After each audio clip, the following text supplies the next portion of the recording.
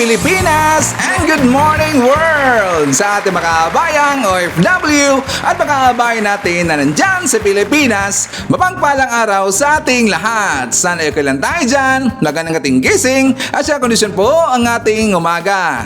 Mga kabayan ko, lagi po itong i-remind sa inyo araw-araw na sana every morning mag-pray testing Panginoon. Magpasalamat tayo na ngayong araw ay gumising ka ba, huminga ka ba at sana napanood mo ang vlog ni Sir Ivan. Okay? Baka na sa mga kabayan, para magiging blessed tayo the whole day. Sa mga kakapi dyan, sa mga nag-breakfast, sa mga nandyan pa, sa klang matrabaho, at na po, galing sa mga trabaho, welcome dito sa ating panibang episode, panibang balitaan, dito sa ating channel sa JLB TV.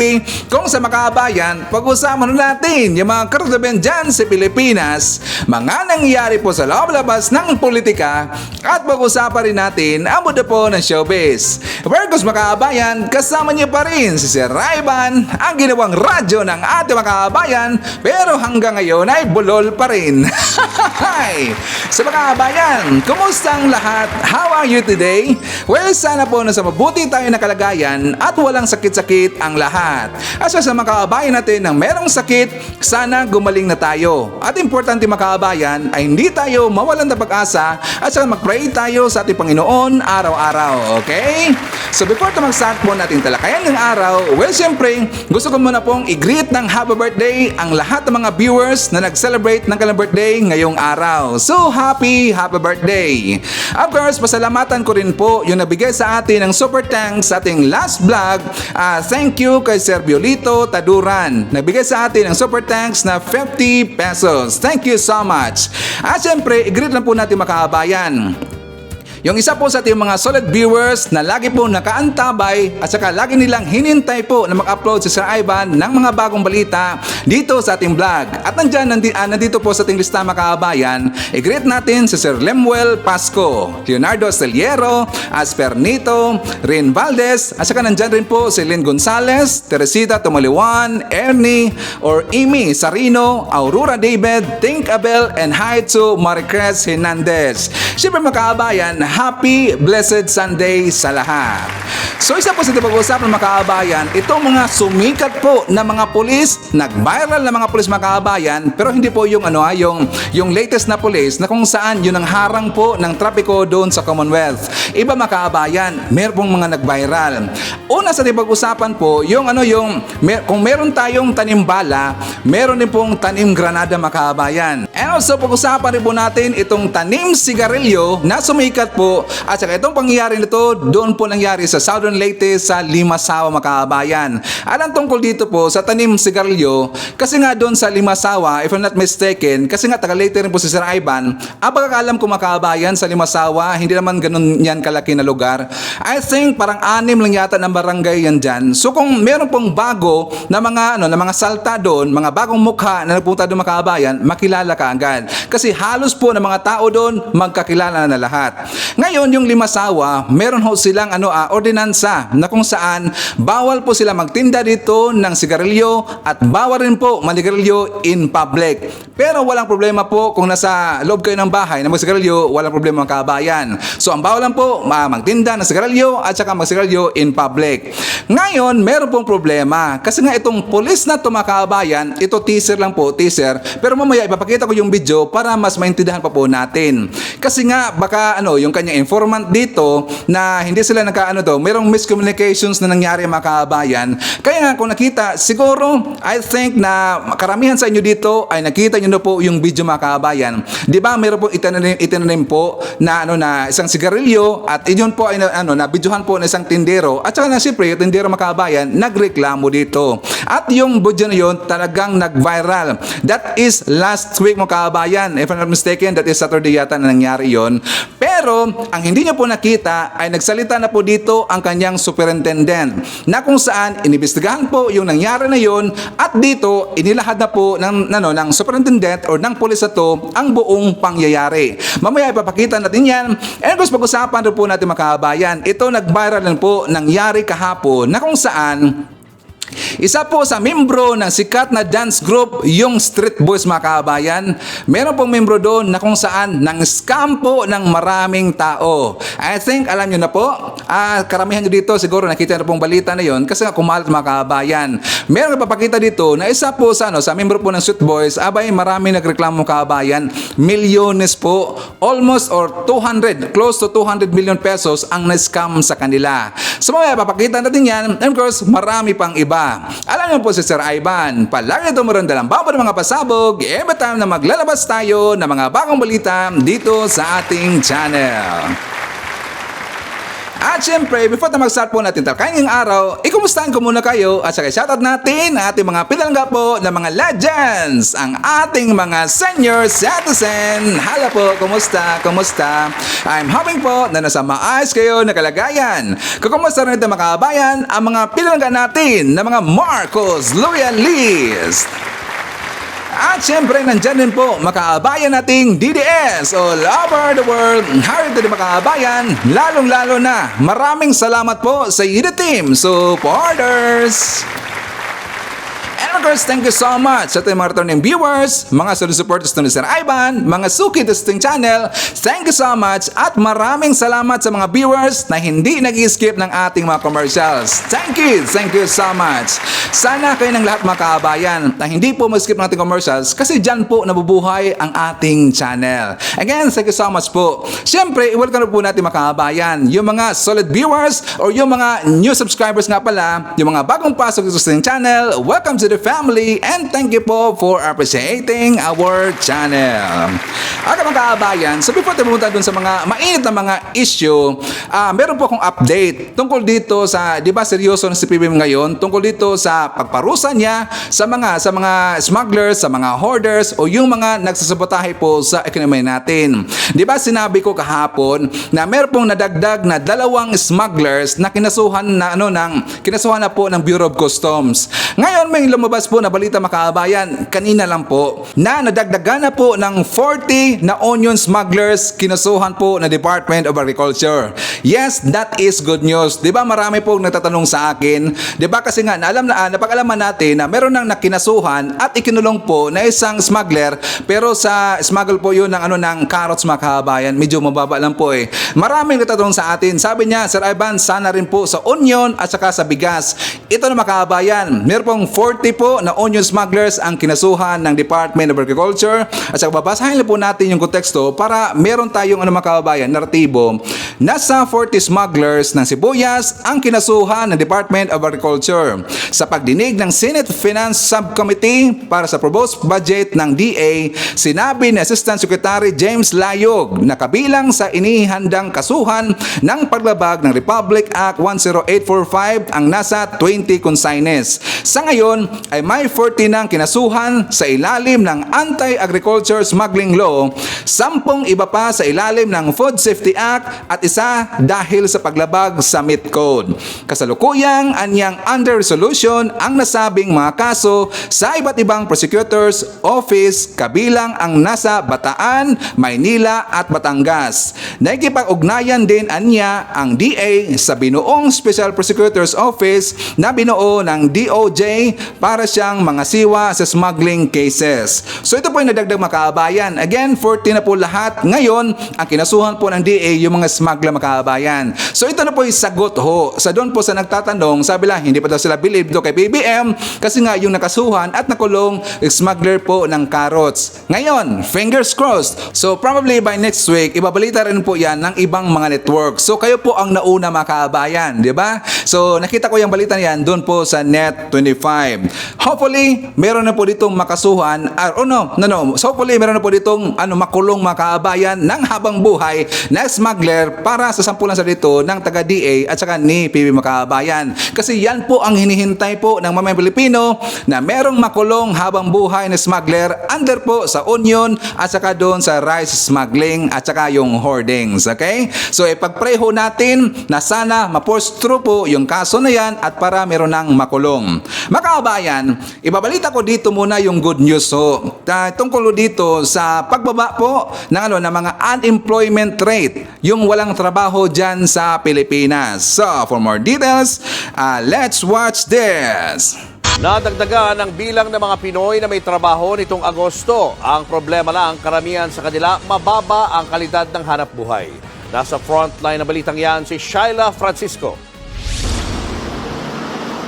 Nabawasan ang mga Pinoy na walang trabaho. Sa datos ng Philippine Statistics Authority, bumaba sa 4.4% ang unemployment rate noong Agosto. Katumbas yan ng 2.21 milyon na bilang ng mga Pilipinong walang trabaho. Mas mababa ito kumpara sa 4.8% noong Hulyo o katumbas naman ng 2.27 million unemployed Filipinos. Dumami raw ang oportunidad sa sektor ng edukasyon at agrikultura. Napansin namin na nagkaroon ng activities related to planting nung August, no? After, di ba, binha tayo nung July, kaya tumigil. At yung retail trade in particular, napansin namin na itong August dahil nagsimula yung preparation para sa pasukan. Tumaas yung ating mga workers related doon sa mga activities sa schools, no? In particular, yung mga sa garments, no? Yung mga school uniforms. Kabilang sa mga nakakuha ng trabaho si Angelito. Nagsimula siyang magbenta ng siomai sa kanto malapit sa University sa Mandaluyong nitong pasukan. Ito lang ko ma'am kasi wala naman akong nag-aralan grade 6 lang ako. Mahirap mag-apply ng trabaho na wala kang nag-aralan. Aminado ang PSA na karamihan sa mga nagkatrabaho ay hindi ganoon kaganda ang kalidad na nakuha. Marami kasi ang nasa elementary occupation o unskilled labor na karaniwan ay mababa ang sahod. Halimbawa ng mga ito ay mga trabahador sa sakahan, construction workers, street vendors at domestic helpers. Habang nabawasan ang mga posisyon na managerial at pang-professional. Mismong National Economic and Development Authority sinabing hindi basta-basta makakagawa ng dekalidad na trabaho sa ating ekonomiya. It will take time, because as it will need nothing less than massive investment to create those high-quality jobs. High-quality jobs cannot be generated overnight. There are so many issues that we need to address. Kabilang daw sa tinututukan ng NEDA ang dagdag infrastruktura at mababang gasto sa kuryente para makahikayat ng mga investor. Ang good news, asahan ang mga dagdag trabaho ngayong Vermont. Nung sisimula na yung mga markets, mga bazaars, so nagkakaroon tayo ng seasonal workers. At ito yung nakikita naman natin last year and even during the pandemic na may spike sa participation rate and employment during the last quarter. It's now fully all the restrictions on mobility is practically already dismantled. That signals to us that the situation in 2023, especially during the birth seasons, is likely to be much better than the previous 3 years. Nagbabalita mula sa Frontline, Shaila Francisco, News 5. Mismo ang National Economic and Development Authority o NEDA na ang nag-aalala sa pagsipa ng inflation.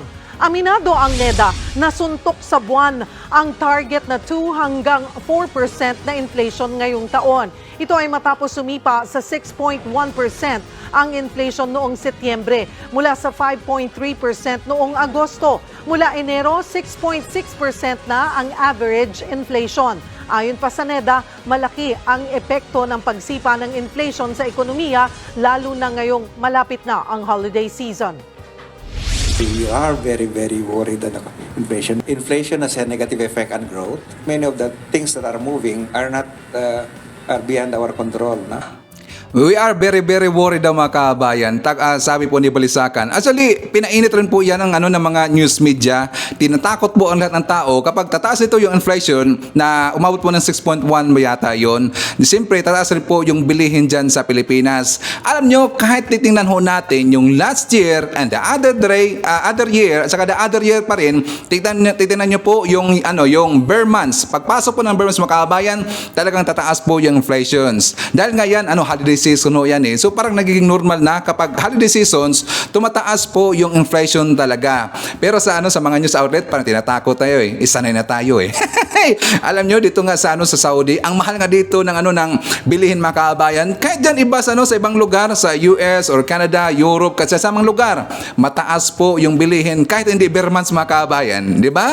Hindi nasanay na tayo. Bakit ba tayo tatakutin?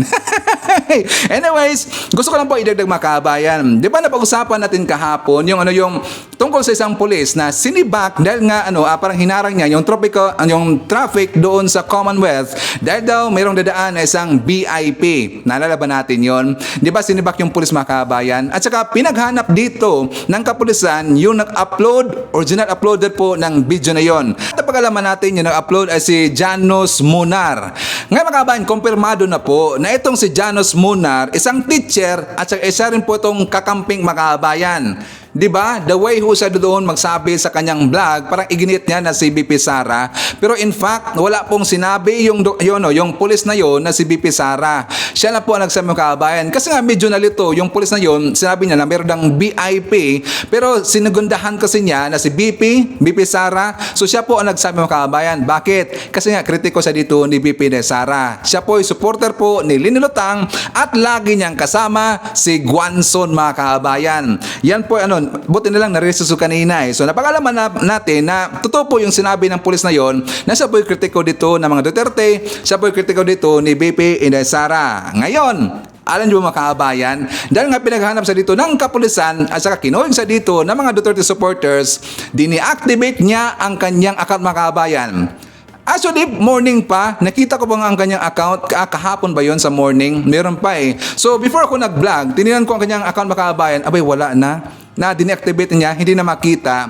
So, hindi naman po, I am sure, hindi po niya ito dinilit ang kanyang account mga kabayan. 100% po sure na si Raiban na hindi po ito dinilit, kundi dineactivate ng mga kabayan or hinide niya po ito in public. So, probably in the future, for how many days from now or how many months from now, i-activate niya naman uli at saka papalitan niya ng ibang pangalan mga kabayan. Bakit? Siyempre, sayang yon, marami siyang followers eh. Di ba? Na-analyze natin kaagad, alam ho natin ang kanyang iniisip. Dahil sa dito, simple sunangaling gonggong na yon, siniraan niya dito si BP Sara, pero ang totoo, si BP Sara ay nandun po siya, sa panahon na yon, nandun po siya sa Mindanao. Kasi meron siyang initinan po ng Teachers Words Day. So dapat, mag-public apology dito, yun ang upload mga kabayan. Pero ngayon, nagtatago natakot na eh. Well, sana, mahanap po yung gonggong na yan kasi meron na siyang pangalan mga kabayan. Alam na ho natin ang kanyang pangalan at alam na po natin na siya po isang teacher. Ngayon, pag-usapan na ho natin, itong tungkol po sa isang membro po ng Street Boys na dancer. And I think alam ho natin kung sino po yung mga membro ng Street Boys mga kabayan. Sa mga batang 90s, mga kaedad ni Sir Ivan, hindi naman ako 90s eh. 80s naman si Sir Ivan eh. Pero siyempre, kilala ko yung mga Street Boys. Sila po si Bong Navarro, sila si Jong Hilario, si Spencer, at ito pong membro po na si Yexel Sebastian mga kabayan ng scam po ng maraming mga followers niya. Mismo ang kanyang mga followers, ang kanyang in-scam dito kasi nga itong si Yexel ay sa itong vlogger mga kabayan, influencers. Sa hindi pa po nakilala kay Yexel, 4 million yata ang kanyang followers at talagang sikat na sikat yan mga kabayan. Ang kanyang vlog po ay tungkol dito kasi isa siyang toy collector. Yung mga toys na kinulik niya mga kabayan, mga mamahalin talaga at saka meron siya itong mga investment yata, hindi ko lang sure eh. Pero dito ang kanyang nahikay sa dito namang invest po sa kanyang mga followers, abay nagka-problema mga kabayan. Parang sabi na mayroong problemang konti daw sa kanyang ininvest dito, may sangkot na isang tao at pati rin po ang kanyang kinakasama ngayon na nagngalan po na Mickey. Ay si Mikey, parang artista yata yan. So sila po inireklamo dito doon po sa tanggapan ng Raffy Tulfo in Action, si Senator Raffy Tulfo mga kabayan. Doon lahat nagpuntahan yung mga na-scam. So for more details, let's watch this. Ang nireklamo niyo po si Yexel Sebastian at Mikey Agustin. Opo. Paano kayo naloko, ma'am? Actually, sir, followers po kasi nila ako. Then, nakita po namin yung mga advertise nila sa Facebook. Pero nag-stock naman po ako bago ako magbigay sa kanila ng pera. Then, nung pag-stock ko, wala naman po. Okay naman po. Then, yung mga post din kasi nila maayos po. Doon, nung nag-message po ako sa kanila kung paano mag-invest, then sabi nila 1 million yung minimum para makapag-invest ka po. Then, may 5% po na interest. Then, hindi po nila sinabi. Then, inas ko po sila kung may contract po ba ito. And then, sabi nila, meron naman po. Then, nung pagsabi nila meron po, sa Gumo na po ako. Nag-send po ako sa kanila ng pera through bank po ni Miss Mikey. Pinasok ko po sa bangko niya. Tapos meron pong kontrata pinadala sa inyo kapalit ng pera nyo. Opo, late na po nilang pinadala po yung kontrata. Then, Ano pong nakalagay sa kontrata? contract of loan po. Then, nag-message po ako. Contract of loan. Opo. Bakit po loan? Kayo po ay maglo-loan sa kanila? Actually, sir, inas ko siya about doon kasi po, ang sabi niya, may kontrata po. Pero hindi po nila sinabi na contract of loan pala yung kontrata.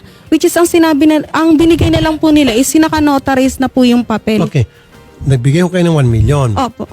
At pagka bigay nyo ng 1 million, dinaan nyo po sa bangko nila, Opo. bumalik sa inyo ay contract of loan. Ano po nakalagay doon sa contract of loan?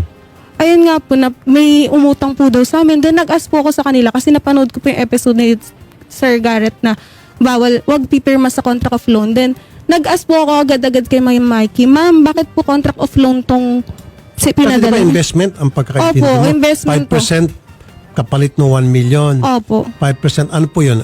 Every month? Every month po nilang Which sinesend. is, sa 1 million, that's 50,000 Opo. every month. Opo. So, wala palang ganon na hindi pala natupad yung usapan ninyo na kayo po ay maging investor at 5%. Sa halip, kayo po ay magpapautang. Opo, nagulat na lang po kami pautang. Then, tinanong po namin sila about dun. Sabi nila, pare-parehas lang daw kami ng contract. And then, sabi po nila, yung investment tsaka contract of loan, iisa lang po daw. Which is, kami pong mga first-timer na nag-invest. So, kala namin po, ganun. Kasi po, syempre, ang inis namin, mas maano sila sa amin. Which is, yun yung mali namin na dapat pala, nagtanong muna kami bago kami Sana kumusot kayo sa mga lawyers. Oo nga po. Yun po yung pagkakamali po namin. Pero kasi, naniwala kami sa sinabi nila na iisa lang po daw yung contract of loan sa Pwede makita kayo sa ganun din ang nangyari sa inyo? Opo, bale po ang akin naman po sir, kasi iba-iba kasi yung process nila eh. Meron kasing online, meron personal sa bahay, personal namin nakausap. Yung akin naman po sir, personal ko talaga nakausap si Excel, face to face sa bahay po mismo nila sa Las Piñas. Okay, Kasama na nakita po niyo si po. Miss Mikey. Okay. Opo. So, on hand to hand po namin binigay yung pera, pati yung kontrata. Kaso nga lang, yun nga rin po yung explanation. Parehas lang naman daw po yung contract of loan at yung investment daw po. Nagtiwala naman din po kasi kami, kasi nga po, ang sabi, tinanong ko sila, paano po pag bumaksak yung business na sinasabi ninyo? Paano po pag once na nag-down po yan? Ano pong kapalit po niya? Ano pong mangyayari sa amin? Ang sabi po kasi nila sa amin, ititigil na daw po nila yung investment, ibabalik daw po nila yung puhunan. Tapos po, syempre, nagniwala na rin po kami kasi syempre, toy collector po sila. Napakadami ng toy collection na napakamahal. Meron pa nga po nakita po doon, 600,000 pirma lang po ni Michael Jordan, malalaking human size na toy collection na kaya po nilang ibenta daw po para mabayaran kami in case na bumaksak nga daw po yung business po. Ang daming pera. Yes po, pinapakita po nila yan sa amin, sir. Okay, mga pera niya yan. Opo, pera po namin yan. Sigurado.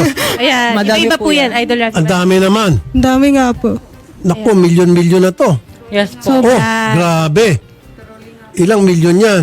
Antindi ah. Okay. Meron pa nga po sila may pinapagawa rin po silang toy museum po sa Bulacan po, sir. Which is, sabi yun daw po yung ginagamit nila para sa pera po namin.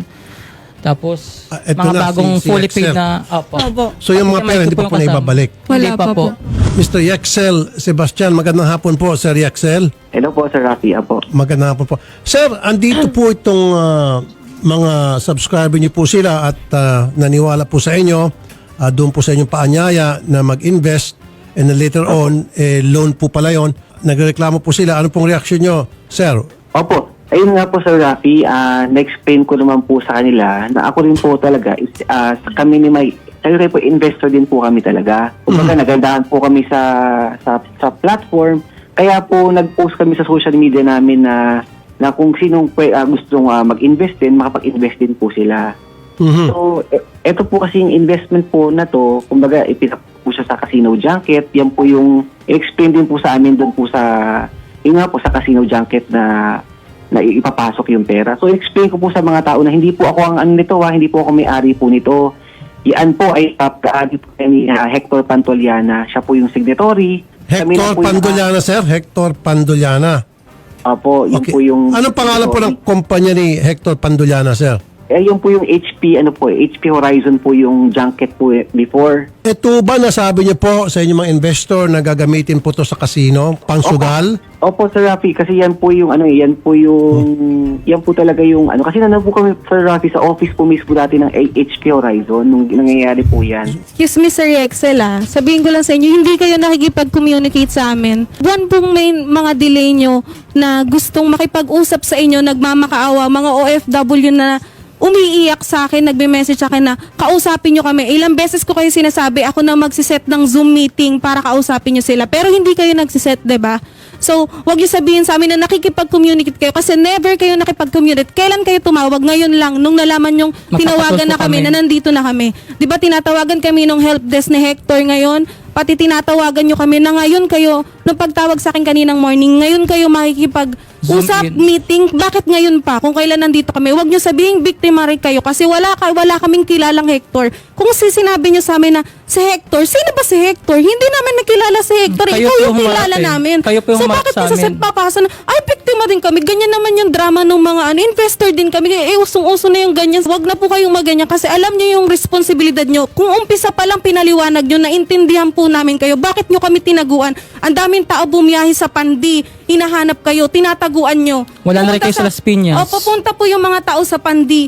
Sabi po nung gumagawa dun sa barko niya, nandun siya. Tapos nung sinabi, mga business partner po kami ni Yexel. Biglang sabi po nung tao niya, ay wala po sila dito. Tapos biglang umalis yung mga tao. Ang point doon, bakit nyo kami tinataguan kung totoo yung mga sinasabi nyo? Pwede nyo naman kaming harapin kasi nakipag-usap nga kami. Nung pangalawang invest ko sa inyo na 2 milyon po kasi invest ko sa kanila, nag-additional ako, pinuntahan ko pa kayo sa bahay nyo.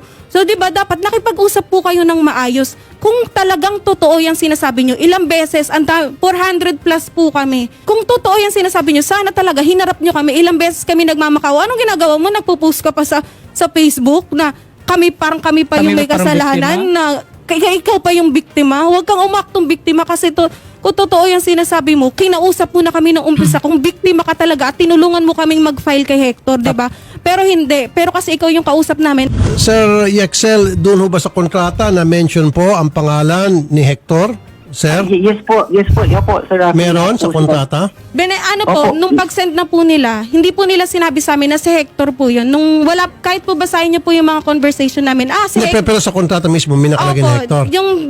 Nung binigay na po nila, si Hector na po yung nakakontrata. Hindi sila. Hindi po. Pero yung pera dumadaan sa kanila. Opo. Kay Excel po, sila rin po ang tumatanggap. May mga nakapirma kay Excel, kay Mikey, may kay Hector din po. Iba-iba po nakapirma po. Pero ang kay Excel lang po na dumadaan yung pera po. Nasaan na po yung mga pera, Sir Yexel? Yung bulto-bultong pera, gabundok na pera na pinost nyo pa nga po sa Facebook kaya maraming bumilip. Nasaan na po yun, Sir Yexel? Yung pong, yung mga pera po na yun, Sir Rafi, nasa office po lahat yun. Kumbaga, yung... Ba't tayo nyo kami bayaran? Hanggang ngayon, hindi pwede na ma-release. Sir Rafi, bali, hindi po kasi akong may-ari, Sir Rafi. Yung pong owner po ang, kumbaga, sila po. Hindi, pero may access kayo sa perang yan. Wala po, Sir Rafi, wala po. Nasaan na? Sabi niyo nasa office. Hanggang ngayon ba nasa office pa rin? Yung pera po, Sir Rafi. Opo, yung bulto-bultong pera, yung milyon-milyon, gabundok na pera dyan sa post po ninyo sa Facebook. Nasaan na po yan? Nasa office po, Sir Rafi. Ang office po, Sir Rafi, sa Fabel Building, Alabang po. Kasi po namin sila minute, Sir Rafi. So, pwedeng puntahan niya ng NBI kasama ang complainant para bawiin na. Opo naman, Sir Rafi. Opo. Ay, yun naman pala eh. Opo. Sige sir, may gusto Bali sabihin. po sir, may mga pumupunta po doon sa office nila pero wala pong nagpapakita, wala pong tao daw pero may tao naman po sa loob. Opo. Pinapatay po nila yung ilaw tapos bukas naman yung aircon. Paano walang tao bukas yung aircon? Lamig-lamig May na. mga picture po kami Ito nga po, na-hospital na nga po to si Mami Ellen dahil nga po sa depression. Sir Rafi, kasi kami po, ganito din po nangyari. Kumbaga nga po, wala din kami kasi isagot sa mga tao. Gawa nga po kasi, siyempre sa office din po, pag humingi kami na updates, hindi din po kami nabibigyan ng updates agad-agad. Kumbaga, ano naman sa mga tao, hindi po talaga akong owner. Kumbaga, wala po akong... Oo nga sir, hindi nga ikaw owner, sabihin na natin, accurate yung sinasabi mo, pero the fact na ikaw ang tumanggap ng pera, malaking responsibilidad mo rito. Kasi sa inabot ang pera, hindi naman doon kay Hector. Nung pag-abutan ng pera, wala namang mukha ng Hector na nagpakita. Ito daw po si Hector, sir. Opo. O, di ba? Ikaw po ang may pananagutan dito. Di ba, sir? sir. Tapos ngayon, kung sinabing siguro sa kanila from the very start na yun ay magiging casino money, ibibigay sa mga player pang sugal, baka hindi sila pumayag dahil alam nila very high risk yun pag sugal. Walang pumayag. So hindi kayo naging honest. Again, may problema naman po tayo doon, sir. Ay, Sir Rafi, bali, ano po yun, na-explain ko po sa kanila yun before po namin ipinasok. Kasi sabi ko nga sa kanila, Sir Rafi, wala pong kayang makapagbigay ng 5%, hindi ko po kaya yung ganyan. Kaya nga sir, kung hindi mo kaya sir, bakit mo kasi pinanindigan na kakayanin ni Hector na hindi mo naman pala kilala si Hector talaga kung kaya ba ni Hector o hindi? Ikaw ngayon ang sasabit dito sir. Opo, Di ba? sir, Kasi kumbaga parang kumolekta ka ng pera para kay Hector na gagamitin ni Hector sa kanyang negosyo kung anong pa man yung negosyong yon. Ikaw po ang tataman dito kasi ikaw tumanggap ng pera. Makinig ka sir, tingnan mo. Attorney Palmer Malyari, Chief NBI Anti-Fraud Division. Attorney Malyari, magandang hapon po sir. Magandang hapon po sa iyo, Senator Tulfo, at sa inyo pong mga tagapakinig at nanonood po. Kanina pa ho kayo nakamonitor. Anong take away nyo dito? Monitor ko po. In Attorney. fact, I find it very interesting na sinabi niyo po, sir, tama po lahat ng sinabi ninyo. Kasi po sa kasong pag-iimbestiga po ng staff, very crucial that we have to determine the person who actually received the money. Kung halimbawang si Excel Sebastian po ang lumalabas na pinag-abutan ng pera at siya ang taong kausap talaga ng mga complainants, it would appear na siya talagang mayroong responsibilidad doon sa perang tinanggap, lalo pat hindi naman maipapakita ng perang ito ay ipinaabot talaga doon sa binabanggit nila na Hector o kaya ipinasok sa junket operation. Meron po kayong magandang nabanggit din kanina, Senator Tulfo. Binanggit niyo po kanina na if it was explained very thoroughly to the complainants that the money will be used to fund yung casino junket operations, malamang hindi nga papayag ang mga victims because they know that it is a high-risk operation. Opo. So very crucial po lahat ng paliwanag na to na kukunin natin from the complainants para malaman natin kung anong klaseng kaso ang pwede po nating maisampa sa mga tao po na involved. Ayun. Ngayon, sinasabi po si Excel Sebastian, attorney, na yung mga pera daw po, yung bulto-bulto na pera, pinakita po sa pinost nila sa Facebook, nandun daw po sa office. Kung totoo, baka pwede ho natin puntahan siguro, i-recover yung pera. Ano sa tingin nyo, attorney? Sige po, sir. Kung makapagpapile po agad ng complaint ang mga complainant sa amin. Sir Excel, Apo. nakita niyo po, narinig niyo po, sinabi ng NBI, Apo. kayo ho talaga ang ipit dito, kayo ho makakasuhan at kayo po ay makukulong, dalawa kayo ng girlfriend mo at hindi si Hector, kasi si Hector magaling to, hindi naman nagpakita, pag nag-abutan ng pera wala naman siya doon o madali niya i-deny lahat, ikaw ang yari dito. So if I were you, cooperate with the NBI, ibalik yung mga pera, baka makakalusot ka pa. Kawawa naman sir, pati girlfriend mo damay dito. Opo, Sir Rafi, makikipag-ano po ako sa inyo po. Mga magkano pera pa po ang natitira, sir? Sa palagay nyo, more or less?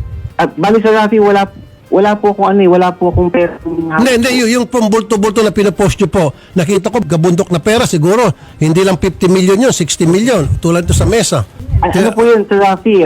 Yan po yung picture namin before pa po yan, Sir Rafi. Around last year pa po yan. Bali, ang nangyari po dyan, nandun po kami sa office. Nagpa-picture lang po kami sa pera, Sir Rafi. Hindi po namin talaga. Hindi nyo pera, papicture na kayo sa pera. Pero yun ang ginagamit yung pang-front sa amin. Kaninang pera po yan, pinapicturean nyo sa harap? Yun po yung sa office ko, Sir Rafi. So hindi sa inyo yon. Kaninang pera yon? Sa office. Sino nga yon? Sino yung pinakabuso? Yun po, Sir, yung office po ni Sir Hector Pantoliana, Sir Rafi. Okay, ipit sila rito. Yun nga sabi ng NBI. Siya maipit dito. Etong Hector, kung totoo man may Hector, maaari nga siguro, pero siya ang yari dito dahil siya po ang tumanggap ng pera. Tapos yung bank account ng misis niya, ng girlfriend niya, ang ginamit, pati yung girlfriend niya, ipit dito. Pati po yung girlfriend niya po, nag-i-invite din po. Siya rin po yung humaharap. Siya po yung connected kay Hector, yung asawa niya po. Edi, ipit din to si girlfriend. Opo, siya po yung tao talaga ni Hector. Si Mikey po kasi Idol Rafi, artista po. Artista po siya. Tapos siya po yung nagko-convince. Opo, ako po, sa kanya po. Siya po yung unang kumakausap sa Sa amin mga through video tao. call bago po kami makiharap kay Excel po. So bago nyo maharap si Excel, siya Siya Si po muna. Mikey muna. po muna talaga. Siya po muna. Parang tinitignan muna kung kaya namin mag-invest ng Invest ng ganito magandang o pera. ganito. Inimbestigahan muna kayo. Opo, bago pumunta sa step nilang ni Excel. Makulit po sila, tawag sila ng tawag, ma'am, isend mo na yung pera, ganyan-ganyan. Tapos ngayon, puro black po Opo, kami. yung iba po naka-block na. Paano pong pag-iimbestiga sa inyo ni Mikey? Kumbaga, piniprep to make sure na may kakayanan kayo mag-invest. Opo. Opo. Ano pa rin pa mga tinatanong? Tatanungin niyo po, saan ka po nagtatrabaho, ganyan. Then, sasabihin niya, minimum po yung 1M, ganun. 1M up po. Depende sa trabaho. Then, pero nalaman ko, meron po palang mga 200 na dinidepende nila siguro. Bina-background check po siguro nila muna bago nila sabihin na, ganito yung minimum. Kasi meron po mga 200, 300 po. Depende sa trabaho. So, pag sinabi mong ikaw ay presidente ng isang kumpanya, Wala kayo 1 million sasabihin nila. pataas. Opo, wala kayo sasabihin nila. Okay. Pag sinabi mo call center agent, Mga 200,000. Opo. Kung sabihin cruise, magkano yun? 200 po ang pinakamababa na po nila. Hindi na kausapin. Hindi na po kakausapin. Okay. Okay, meron din yung mga OFWs natin. Okay. Isa sa salon crew sa Dubai, 1 million yung sa kanya. Factory worker po sa Taiwan, 500,000 si Sir Patrick Arozal.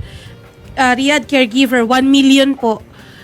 New Zealand factory worker na si Kevin Lino, 400,000. Ang lalaki. So malalaki po, Idol Rafi. Marami pa po yan. At meron pa yung mga naka-video call. Ayan. Atty. Malyari, Opo, magandang hapon po ulit.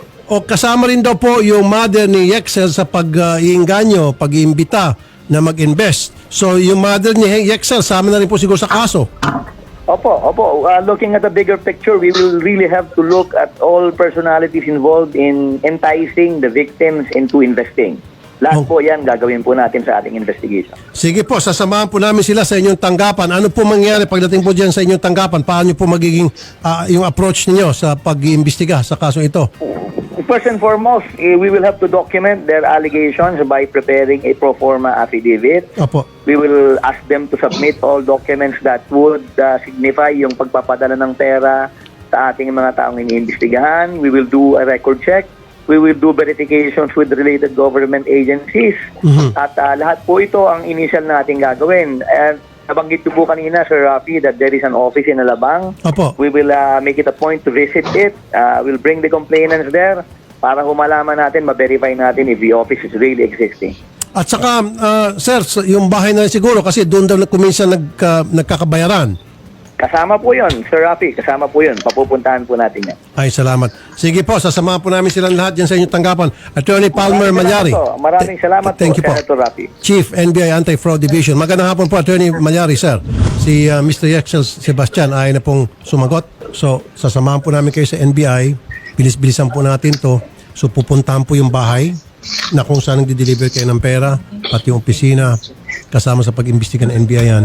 Alam ba ng mother na scam yung ginagawa Opo, ng anak minsan niya? po nagchat-chat siya po yung Siya pa yung nagchat-chat, tapos Nagre-reply puro po Diyos yung chinachat niya. Alam daw ng Diyos na ganito yung wala daw silang kasalanan. Mga Bible verse. Mga bawa po, ganun po yung... Sinama pang Diyos sa kalukuhan. Opo, kami pa po yung si Santanas. Sila po si Kayo pang masama. Yung mga chat niya po purong ganun. Parang nababalo na po ata sila. May nakapagsabi pa nga daw po, lagi daw po sila nasa Okada Hotel, Nagkakasino. na madaling araw. Ito. Sila Yexel po. May nakakita daw po na lagi nasa Nag-shopping Okada. po pala. Yan na yon. Nako, may kilala kong ganyan mga kabayan. Mahilig gumamit po ng mga salita ng Diyos, pero scammer pala eh. So ito po lesson learned sa atin, lalo-lalo na sa mga OFW natin mga kabayan. Hindi porket na yung tao ay sikat, artista, or whatsoever. Ito po ay nagpapatunay na kapag pera na ang pinag-uusapan dyan, kasi nga yung pera mga kabayan, mainit talaga sa mata yan. Tsaka mainit rin po yan sa kamay. So bantay-bantay ho tayo. Lesson learned ho yan na kahit na artista yung nangingganyo sa inyo, pinapakitaan kayo ng maraming pera, pinapakitaan kayo ng mga gara po ng mga sasakyan, mamahaling sasakyan, may mga ari-arian. Pero yun mga kabayan, delikado yan eh. Parang red flag ho yan. Bakit? Di ba napapansin ko mga kabayan, napapansin ko, di ba, mostly po dito sa mga sikat-sikat po ng mga vlogger, yung mga vlogger po na lampas million yung kanilang mga followers, marami silang mga views, may mga pera na, may mga ari-arian, pero ang iba mahilig po magsugal mga kabayan. Napansin ba natin yan? Ay, hindi ko nila lahat ha. Hindi ko nila lahat po ng mga vlogger, ang mga sikat. Ang iba kasi, di ba, nang-engganyo sila na papasok kayo dito, mag-invest kayo, or sasali kayo sa mga pinopromote nila na mga sugal mga kabayan. Di ba? Sikat sila ng mga vlogger, pero nagpo-promote po ng mga bawar o yung mga illegal, mga sugal mga kabayan. Bakit pa sila pumapasok sa ganyan? Di ba? Ang laki na po ng kinikita nila sa pagbablog. Bakit pa sila papasok sa ganyan na kung saan parang easy money na mga kabayan? Pero alam nyo, doon kasi sa mga easy money, marami ho dyang napapahamak mga kabayan. Napapansin ba natin? So sana lesson learned ho natin to sa ating lahat na huwag masyadong magpaniwala kagad, huwag magpa-auto kagad kasi nga yung pera napakahirap po yan kitain mga kabayan. Pero sa isang iglak lang, may scam ka, napakahirap talaga eh. So dapat iwasan natin yan. And also, ikaklaro ko lang na hindi po lahat ng mga naingganyo sa inyo ay mga scammers mga kabayan. Pero dapat bantay-bantay lang po tayo. Pero ang pinaka-legit talaga na mga mag-invest tayo, di ba, sa bangko po. At saka doon rin po sa mga kilala talaga na mga malaking kumpanya, doon tayo mag-invest, medyo safe pa tayo doon. Pero kapag nandyan po sa mga isang personalidad, mga sikat po, ginagamit ang kanilang pangalan, so bantay-bantay tayo, okay? So baka mag-jump po sa ating next topic, isa naman natin mga solid viewers, mga silent viewers, at yung mga viewers na hindi nag-skip ng ating mga commercials. Isa natin ang mga channel members. Nandyan po si Ryan, Cosmo Defender, Pusong Inami, Osis Queen, Fiz Calante, Russell T. Rowell, Via Vivar, and Melgrace Homes. Hi to Arceli Gibero, Maria Midaseplon.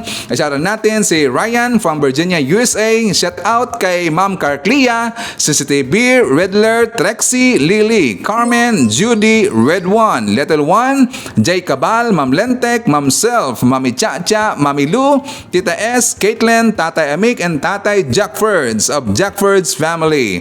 Hi to Merlin Saldanya, Army Lagaso, Rosalie Descalzotti.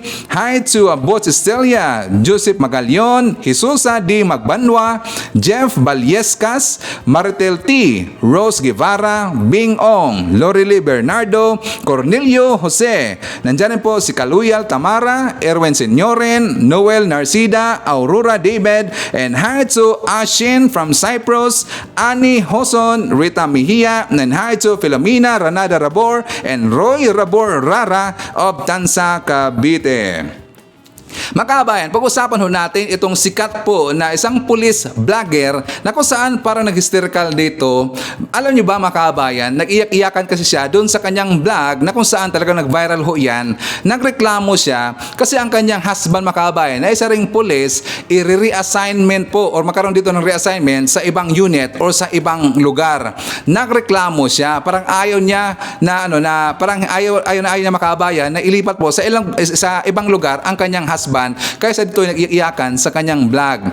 Ngayon, alam nyo, kahit hindi police si Sir Ivan, alam ko yan na meron po dito parang merong regulations po yung kapulisan natin na kung saan, di ba, ang maximum po na staying sa lugar na yan, kung saan dyan ka namuno or naging police, di ba, 5 years yata yun, if not mistaken. Sa mga viewers natin na mga police daw, correct niyo po si Sir Ivan kasi hindi naman ako police eh.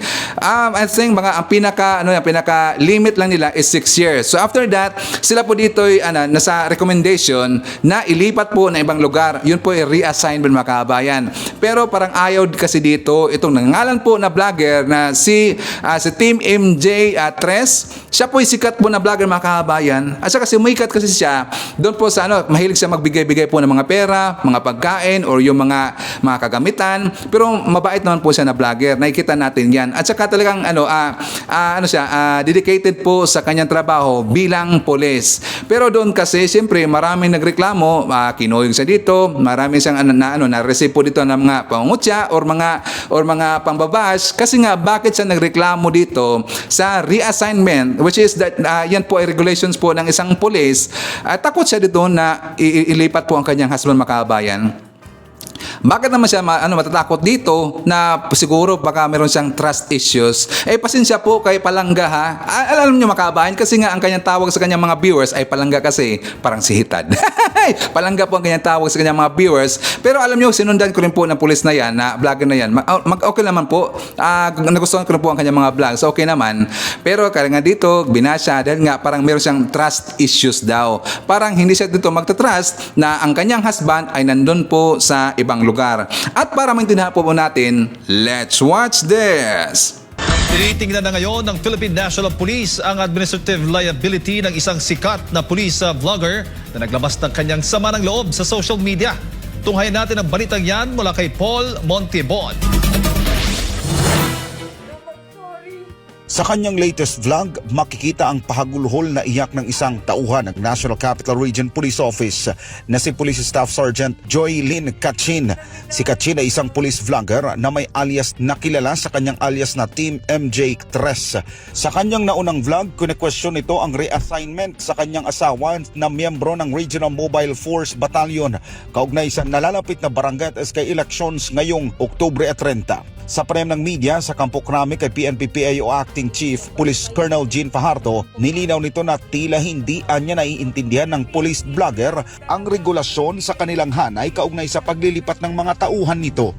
Giit pa ni Fajardo, mali rin ang ginawa ni Kachin na ilabas ang hinaing nito sa social media gayong mayroon namang anyang tamang opisina para ipaabot ang nais nito. Umiiral naman po yung grievance machinery rin natin at sana po kung meron pong mga ganitong concern ay meron naman po siyang po pwedeng lapitan kung sa tingin niya ay hindi ma-address yung kanyang concern doon sa kanyang unit ay po pwede po siyang pumunta sa mas nakakataas na unit. Batay sa investigasyon ng PNP, lagpas na sa 5 taong palugit sa pwesto ang asawa ni Kachin kung kaya't kasama ito sa rekomendasyon ng PNP na i-reassign sa ibang unit.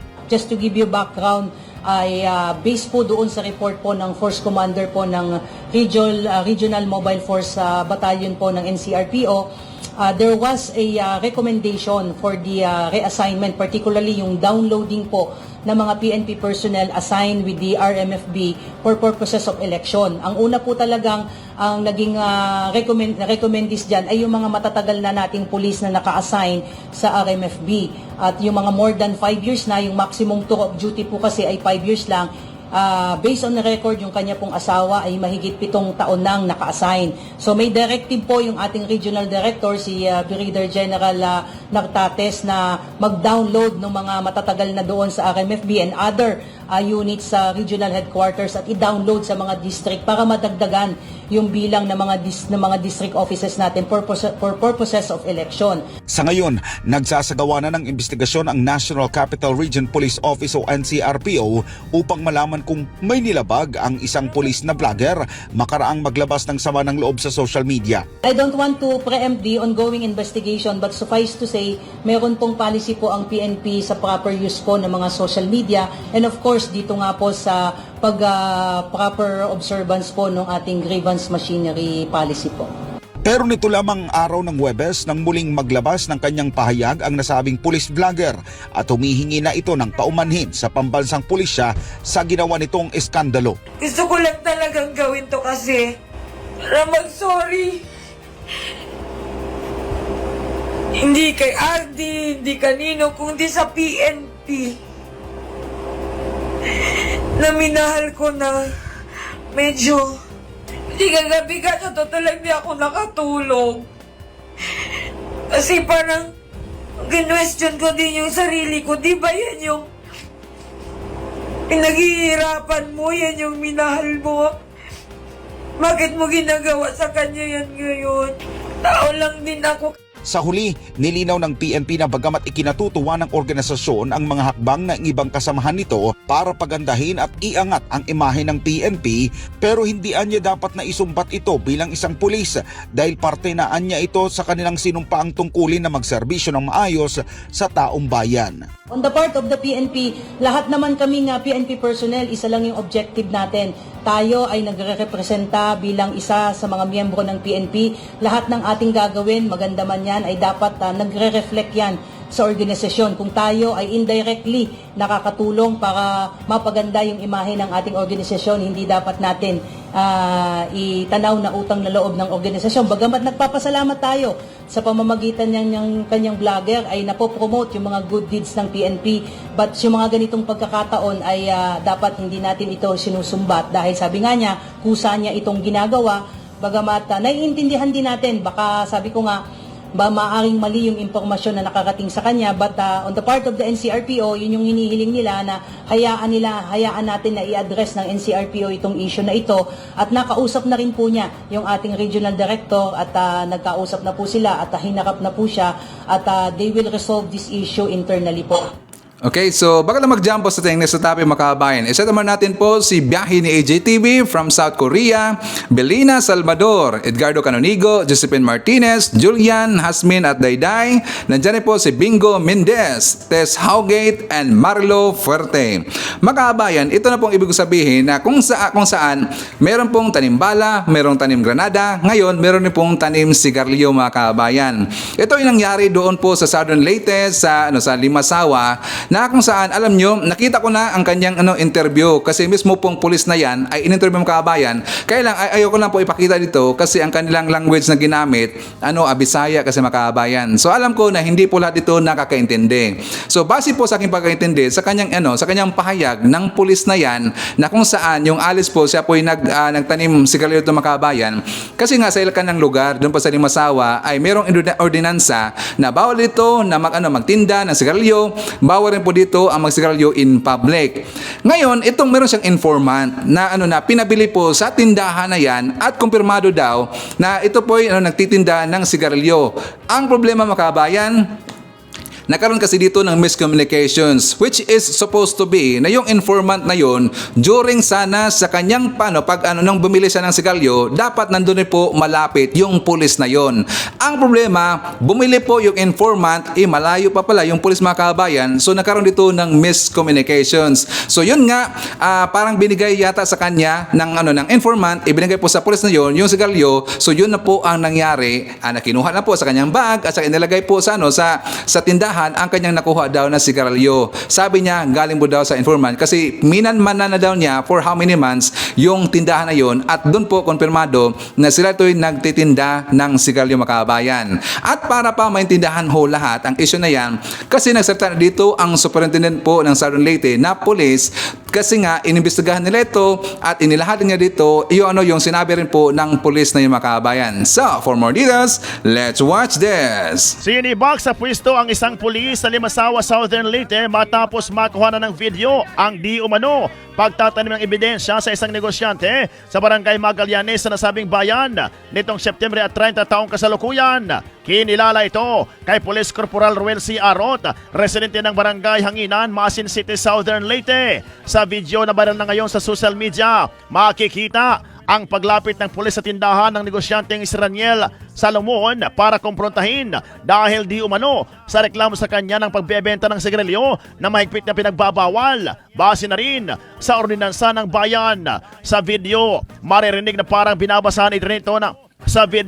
maririnig na parang binabasahan ito rin ito ng Miranda rights at maya't maya pa may dinukot ang pulis sa kanyang sling bag na isang kang sigarilyo at sa kanila pag sa tindahan matapos wala itong makuhang ebidensya. Sa panayam ng Brigada News FM Tacloban kay Salomon, nang malaman daw ng nasabing pulis na kinukunan siya ng video ay tila bang biglang nanginig, pero sa kabila nito ay tinuloy pa rin ng pulis ang pagtikit sa kanya. Samantala, matapos makarating sa pamunuan ng Southern Leyte Police Provincial Office ang kanang pinag-utos ni Provincial Director Police Colonel Hector F. Inahe na i-relieve muna sa pwesto si Corporal Arot para magbigay daan sa gagawing investigasyon. Sir, regarding dito sir sa incident na nangyari dyan sa Limasawa, Southern Leyte, pakikwento nga sir, paano ano nangyari?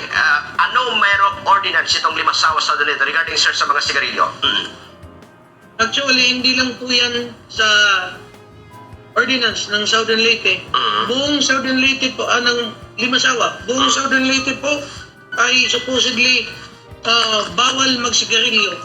And sa pagkakalam po, yung Masin City Police, Masin City and Limasawa ay hindi lang bawal magsigarilyo kundi bawal din po magbenta ng sigarilyo. So, ngayon sir, anong nangyari dito sir sa police? Itong isang personal sir naglimasawa PNP na mayroon entrapment or nabilhan ng sigarilyo. Anong kwento nito sir? Based sa blatter sir na hinahawakan nyo. Based po sa pag-uusap namin kasi nung nag-viral ito ng Sabado, ay tinawagan ako ni PD kasi hindi ako umuwi, dito lang. Sabi niya na puntahan mo yung admin, i-relieve mo agad as soon as possible yung si certain Police Corporal Arot in order not to hamper the subsequent investigation that will be conducted by the provincial office. At yan mismo sa gabi na yun ay nirelieve po natin at dumating naman siya the next day dito sa kampo. Based sa pag-uusap namin sa Chief of Police, kasi ini-expect ko na i-interviewin ako eh. Ano ba talaga nangyari? Ang base sa sagot niya is, actually sir, Limasawa has only 6 barangays overall. Okay. And halos magkakakilala lahat ng mga tao dyan. And lahat ng pulis ay kilala. Kung ang pulis daw sir ay bibili ng sigarilyo, siguradong hindi bebentahan kasi kilala nga. Ang ginawa nila, nagutos sila ng bata nila para bumili. Marami na rin reklamo ng mga tao regarding sa pagbebenta ng sigarilyo sa Barangay Magallanes. And that, according to the Chief of Police, is binilhan ng bata nila yung tindahan at nabilan naman nila. Yun ang nilabas ng police during sa video. Kung napapansin nyo, ako in my own personal observation, sinabi nga ng nagbibideo, ba't ka nanginginig sir? So, medyo hindi niya lang na-explain kung saan galing yata sa tingin ko. Yung sigarilyo kasi kinabahan na nga. Okay. Base yun sa Chief of Police na kausap ko. However, hindi ko sinasabi yun talagang nangyari. That's why we are still awaiting the result ng investigation kung ano ba talaga yung what really transpired in the incident. So, ibig sabihin, sir, yung sigarilyo, sir, na based sa video na galing daw sa bag ng itong si Sir Anod is yun yung nabili ng bata during bypass, kumbaga? Parang bypass nga, pero yun ang nabili ng tao nila. So, ang pagpunta sana ng police is ikita lang dahil nakabili nga. Nung kinikestyon niya, anong basihan mo, ba't mo ako tinitikitan? Nilabas niya. Ang problema, hindi niya in-explain kung ano yan. Kasi kinabahan nga. Doon nagkulat yung police natin, sir, doon sa explanation na itong isang pack ng cigarette is nabili doon ng bata or nabili ng bata sa kanila. Actually, ang mga asset ng PNP tinatawag namin bata. Hindi bata. Okay, sorry. Mga bata-bata. Yun ang sabi ng chief. Yung Chief of Police ng Limasawa. Okay. So itong tindahan, sir... Ang pagpunta nila supposedly doon ay tikitan na kasi nabilhan nga ng tao nila. Okay. So mga ganitong sitwasyon, sir, ano yung magiging move ng PNP? I-relieve muna itong police. How many days, sir? Until matapos yung investigation. Ganito kasi yan, sir. Yung presumption ng investigation ng higher office na pag nandoon yung police ay posible ma-influensyahan niya yung resulta ng investigasyon. Like for example, hindi ko naman sinasabing totoo, pero posibleng takutin or posibleng maawa yung nag-iimbestiga dahil nandoon siya mismo. So, in order not to hamper the result of the investigation, for the meantime, i-relieve lang muna siya. The summary hearing officer, kung umabot ito sa summary hearing, has 60 days to resolve the case. If ever may ma-file na kaso, if ever na may makita yung mga investigador na pagkukulang on the part of the police, ay pwede siyang kasuhan and the summary hearing officer has 60 days to resolve the case. Okay. Sir, itong kampo ng nabilhan ng alleged o itong dinikitan, sir, na tindahan, nag-file na rin sila sir ng kaso? So far, wala pa tayong natatanggap na reklamo. However, kasama yan sa hindi na nila kailangan mag-file ng kaso kasi yung mga investigador na mismo natin ang pupunta doon. Tatanungin, titingnan lahat ng affidavit, titingnan lahat ng ebidensya. And if ever nagkamali yung pulis natin, ay ang kahit na hindi mag-file ng kaso yung nag-video, ang PNP mismo ang magpa-file, exercising the disciplinary authority of the provincial director. Okay. Yung sinasabi yung bata, sir, na nakabili doon sa tindahan, posible yun na maging witness laban dito, sir? It will depend sa depensa ng police na involved. It will be in his advantage pag pina-execute niya ng affidavit or mag-prove niya na nakabili talaga sila. Okay. The burden of proof will be on the part of Police Corporal. Okay. Sir, by the way, isang pack ng sigarilyo, isang kaha ng sigarilyo, sir. Ano, penalty, magkano sir yung penalty nito? Dito sa Masin, yung mostly sa mga ordinances dito, ang ang pagbebenta ng isang sigarilyo o isang kahang sigarilyo ay 300 pesos po. Penalty? Multa. Okay. So ito, sir, natikita na ng police 300 pesos, sir. Yes. Hindi lang ako sigurado pero sa pagkakaalam ko, mostly ng mga municipalities dito, pag nagbenta ka ng sigarilyo, ay titikitan ka. Ang ranges niyan is 300 to 500 pesos po. Ayun. Okay. How about kung gumamit, sir? Nahuli na gumagamit? Ang nahuli po ay sigurado ako 300 pesos po. 300 pesos? Yung multa. Ganun talaga, kabawal siya yung pag-sigarilyo sa Southern Leyte, no? Oo. Smoking in public po. Oo. Okay lang. Pero pag nandun sa loob ng bahay, sir, okay lang. Yes, pag hindi na namin ginagala yan, baka magkamali pa kami pag pumasok kami sa bahay. Ayun, okay. Pero pag halimbawa, by the way, yung mga, sir, yung mga tindahan dyan, nire-regulate, yung mga malaking tindahan, regulated na, sir, na pagbabenta ng sigarilyo, bawal? Actually, dito lang sa Masin, sir, kasi nandito man kami nakasituate. Lahat ng malalaki, mga malls, mga 7-Eleven, mga Gaistano, at iba't ibang tindahan dito, wala silang binibintang sigarilyo dahil bawal nga. And if ever may mga tindahan na na-prove and repeatedly committing ng pagbebenta ng sigarilyo ay binabawi po ng municipality or ng city yung business permit nila. Okay. So kung mayroon ba nakapasok na sigarilyo for consumption only, sir, galing sa labas ng province of Southern Leyte, sir? Yes. May mga nakakapasok na sigarilyo, although kung may bit-bit ka, ang pinagbabawal lang is selling and smoking. Okay. Yung dumadaan lang na may bit-bit na sigarilyo, basta hindi niya lang isigarilyo, wala naman pong violation yun po. Sana i-apply rin po niyan sa buong Leyte, mga kabayan. Hindi lang sana dyan sa Maasin, hindi lang po dyan sa Dimasawa, Southern Leyte. Sana buong Leyte na. Ako agree talaga ako dyan kasi nga walang tayong makuha dyan sa sigarilyo, mga kabayan. Magkakasakit ka lang dyan, di ba? So anyways, yan po yung mga nakalap na mga balita ngayong araw. Kung nakaabot ka po sa portion na to, sana nakapag-like na ho tayo. Libre po ang mag-share, libre din ang mag-subscribe. Again, maraming salamat sa mga viewers na hindi nag-skip ng ating mga commercials. Thank you so much. Sa mga kabayan, before natin tapusin natin programa ngayong araw, sana sabayan nyo si Sir Ivan para sa ating live messaging prayer. Panginoong Hesus, kayo po ang mabuting pastol. Akayin po ninyo kami sa matuwid na pamumuhay at sa pamumuhay na puno ng pag-ibig, pananampalataya at pag-asa. Patawarin mo po kami sa aming paulit-ulit na pagkakasala.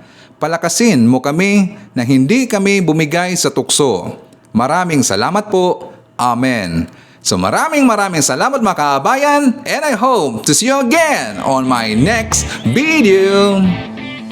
BBM Sara, BBM Sara, pagkakaisa patungo sa ginhawa. BBM Sara, para para sa kinabukasan naming mga bata. BBM Sara, BBM Sara, walang imposible na kapag nagsama-sama. BBM Sara, BBM Sara, ang presidente at ang busy na mahal ang